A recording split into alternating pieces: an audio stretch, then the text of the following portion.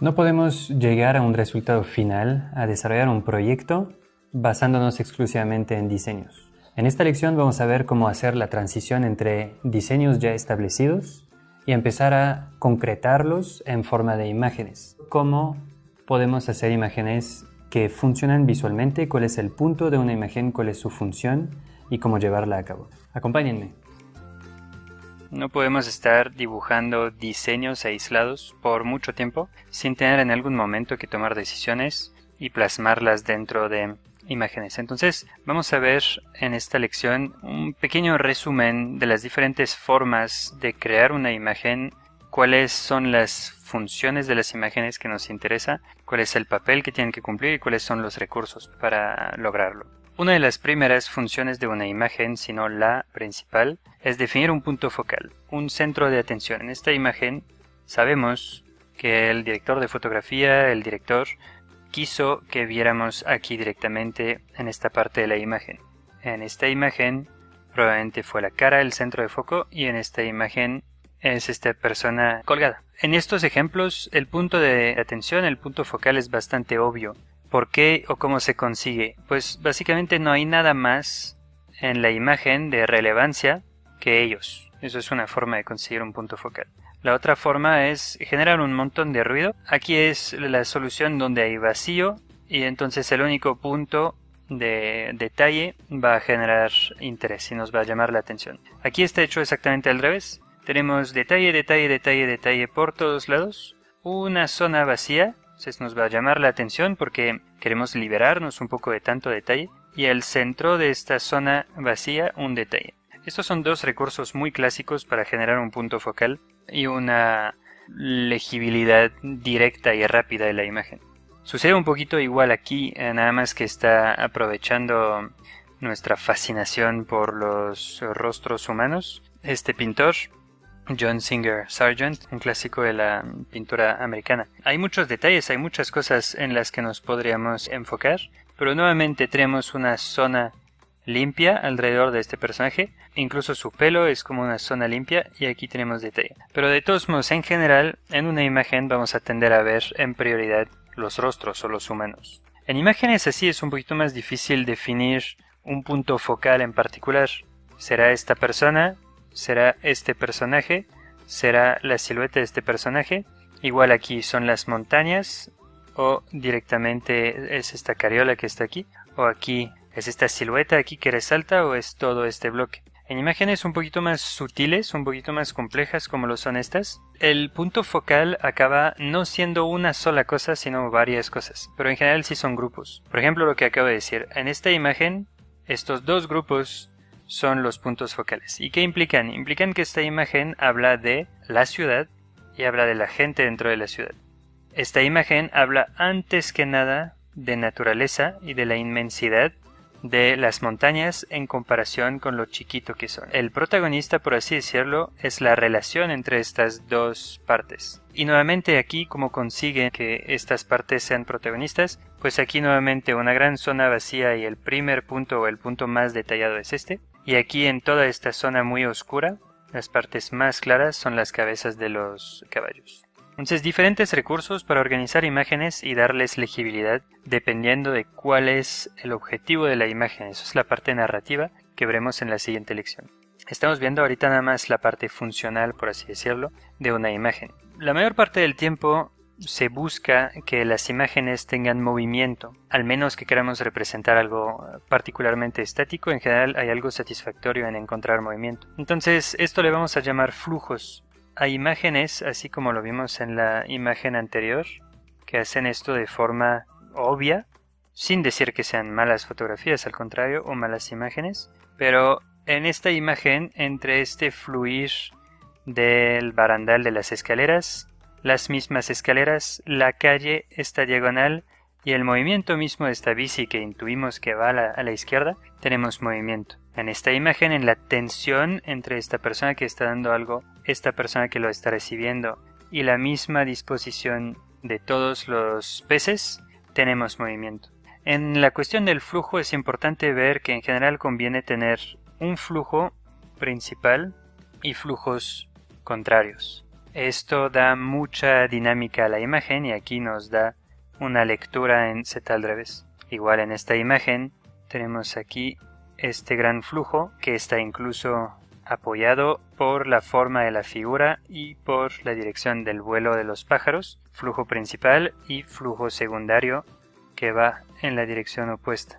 Entonces, ¿de qué sirven los flujos? Nuevamente para dar movimiento y en general para ayudar la lectura. Es un punto complementario del punto focal. Gracias a los movimientos, a los flujos, llegamos a lo que es nuestro punto focal. Muchas veces el punto focal se encuentra al final o en algún punto del camino de este flujo. Entonces veamos aquí los valores. Uno de los recursos más importantes que tenemos para generar estos dos elementos que acabamos de ver, punto focal y flujo, son los valores. Estas imágenes tienen composiciones muy interesantes, aunque el tópico, el tema de la foto es muy estático. Tienen movimiento. Este tipo de imagen a mí me inspira muchísimo porque una vez que uno ha entendido cómo darle movimiento a una imagen, puede decidir si quiere una imagen con movimiento o sin movimiento. Y estas imágenes consiguen dar movimiento, dar flujo, dar punto focal con recursos sutiles. No es necesariamente como el barandal que vimos en la imagen anterior o flechas, literalmente líneas que nos guían ahí.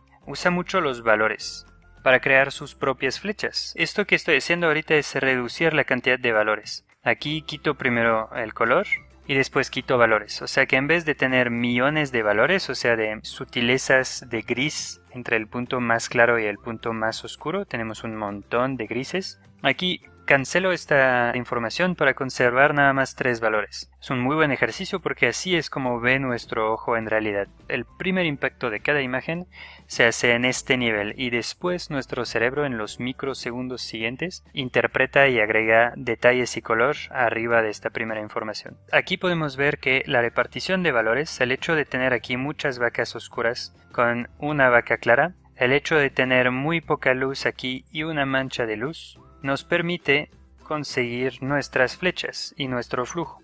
Entonces aquí la espalda de la vaca, la dirección de la luz, todo esto nos da un flujo. Y la verticalidad de las patas de la vaca nos da el contraflujo. El flujo también se llega a dar cuando hay tensión, no solamente líneas. ¿A qué me refiero con tensión? La tensión es el hecho de que dos elementos existen en una imagen, así como somos muy buenos nosotros humanos para conectar puntos, aunque no existe una línea para conectarlos, nuestro cerebro ya lo ha hecho. Cuando hay puntos de interés en una imagen, el ojo va a tender a crear una tensión entre los dos y esto va a crear movimiento. Lo vamos a ver en esta imagen también. Aquí tenemos nuevamente movimiento. El flujo principal de esta imagen es este, porque es el que sostiene la cabeza del caballo y tiene continuidad aquí con la misma dirección de la luz, nuevamente mismo recurso, este punto de luz en el piso. Sin embargo, es importante ver, hablando de tensión, si el flujo principal va en esta dirección, aquí tenemos un flujo secundario, apoyado por el final de esta montaña y por estas cuerdas. Este flujo secundario también existe gracias a otra cosa, que es la tensión entre la cabeza del caballo y la silueta del personaje. Esto nos crea tensión.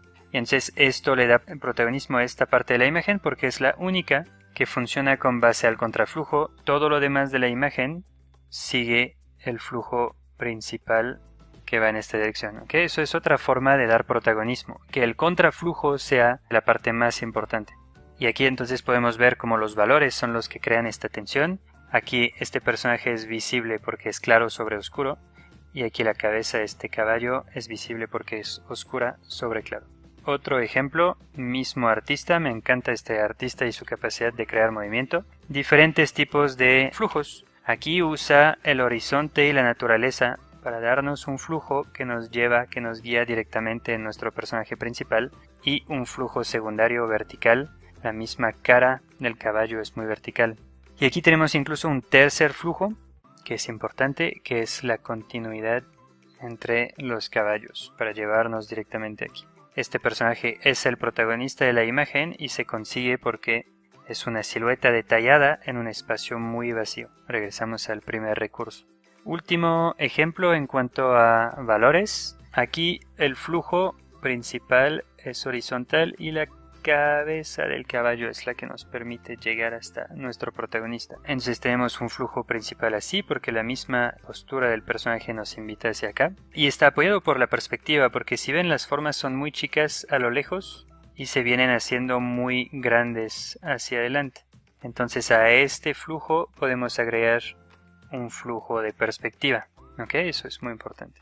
Última cosa, los contrastes que podemos conseguir dentro de una imagen. Hemos ya visto un par, vamos a ampliar un poquito más esta definición. Aquí en esta imagen tenemos mucho detalle de este lado. No vamos a hablar de color aún, solo vamos a hablar de detalles, el color vendrá en otra lección.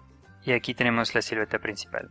Además de que nos ayuda a dar flujo, la perspectiva, nos ayuda a repartir la imagen en una parte llena y una parte vacía. Aquí tenemos detalle por todos lados, cómo hacer que esta casa principal se diferencie de todas las demás siluetas de casas. Pues básicamente basta con reducir la cantidad de detalles que hay detrás de esta parte. Entonces este espacio es virgen de detalles cuando todo esto tiene detalles. Aquí nuevamente el flujo se da gracias a la perspectiva para apuntar hacia allá. Y las mismas casas nos ofrecen un flujo secundario para que la imagen no sea del todo estática. Quisiera que hablemos también de repetición de patrones. Una de las formas de jalar la atención hacia una parte es crear en una imagen un patrón de ciertas formas, en este caso pura forma vertical, y romperlo en algún momento con partes más circulares.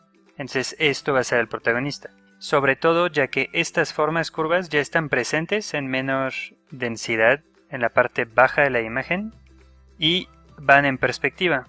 Estas formas circulares van haciéndose cada vez más chicas, entonces es como una gran línea de perspectiva resaltada todavía por este tronco hacia el personaje central. Misma cosa aquí, tenemos dos tipos de flujos, dos tipos de formas que se repiten, triangulares, y estas formas, que es el mismo recurso que aquí, circulares. Les invito a que chequen el teaser de esta película, Klaus, del estudio Spa Studio. Está increíble y los artistas involucrados son increíbles. Entonces aquí tenemos esta repetición de curvas que en sí parece como un desliz, parece como una avalancha que nos guía hacia allá. Y además tenemos aquí un lenguaje que no tiene nada que ver, un lenguaje de forma que es mucho más angular. Esto le va a robar la atención a todo lo demás, porque nos ha dicho repetitivo, repetitivo, repetitivo, repetitivo, repetitivo, único. En general queremos ver las cosas únicas sobre las cosas repetitivas. Y finalmente, aunque es la expresión un poco de lo mismo, tenemos en estas dos imágenes un tipo diferente de contrastes para conseguir protagonismo.